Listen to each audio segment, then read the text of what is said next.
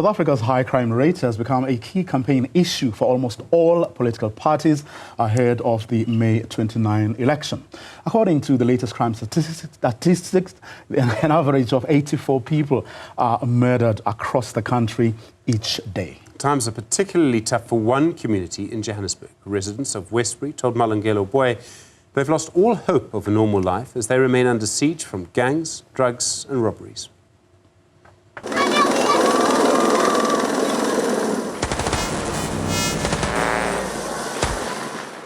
The Johannesburg skyline is picture perfect from afar, but the city streets are a haven for criminals.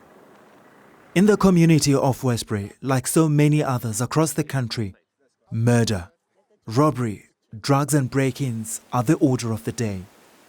Just 3 days before our visit here, 3 people were shot and killed in an alleged gang-related incident. A 6-year-old who was injured in that shooting shall forever carry the scars of her near-death ordeal. This place, it's worse than Iraq. Too afraid to be the next victim, some residents have imposed a curfew on themselves. Very scary because we've got a certain time, my children know there's a certain time to be indoors. Everything must be locked up. We're scared to go to shop. Where did you see a 15 or 16-year-old walking around with a firearm? That is the violence and the fear that we're living in.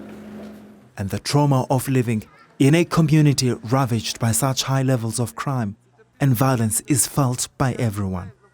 It has affected us very deep, very deep. My grandchildren is very emotional, very traumatized. They would, if they hear gunshots or a car would just pass by and just hit over a plastic and then you'll hear that boom. They would run in and start crying in. Oh my, you need to pray, oh my, you need to pray. The fear has gone that far. On the streets, both young and old are on the edge. I'm scared for my life every day, every minute of the hour I'm scared. In a country where 84 people are murdered daily, the 40-year-old Khan says this is a daily experience in his community. See, I'm living here now. How many times have I not going to bury brothers of ours? Constantly, every day, we have to go and bury like 5 brothers or something like that. The graveyard is getting full there, you understand? I can't even walk here down. I can't even cross that side. I can't. They've made it so close now. And the same with the other guys. It's a gang violence that's going on here now. But come and tell you, it's deeper than that. It's so deeper than that. Go to the police station here under. They don't care about us. Khan has called on the South African Police Service to take more drastic measures to urgently address crime not only in his community but across the entire country. Get all the corrupt cops out. There's a lot of corrupt cops that's happening around here. They need to sort out that, you understand? Get new cops involved, but cops that can run, not unfit cops. We need cops that can work, you understand? Here we got these youngsters that is working here, the wardens with the green, you understand? How are they going to protect us? Yes, their hearts are in it to work hard, and they also want to see change, you understand? And we work them together. But how are they going to protect us only with no weapon or nothing? These guys are coming out here shooting guns. They're shooting guns. Are they going to be our shield? Those young people. With the 29 May elections approaching, political parties are talking tough on crime. The ANC promises, among others, to strengthen the Hawks as well as make available more resources in hotspots. The DA promises to address the chronic undercapacity in the SAPS. They also want to strengthen public order policing units and create rural safety units. Controversially, the party also touts support for responsible firearm ownership. Meanwhile, the EFF says it will deliver a satellite police station that operates around the clock in every ward by 2029. The party also wants to employ up to 100,000 new police officers by 2026.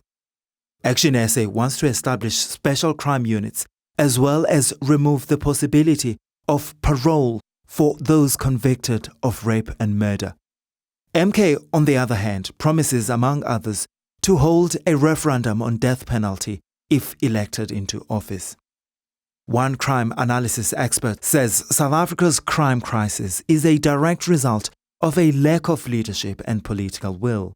For some time now, there has been a lack of decisive leadership within the police. We see that since the last operational policeman that has been appointed as national commissioner, they started with political employment, they started with cadre deployment, etc. And what happened was that really eroded the capacity of the police in terms of strategic management and also in decisive leadership.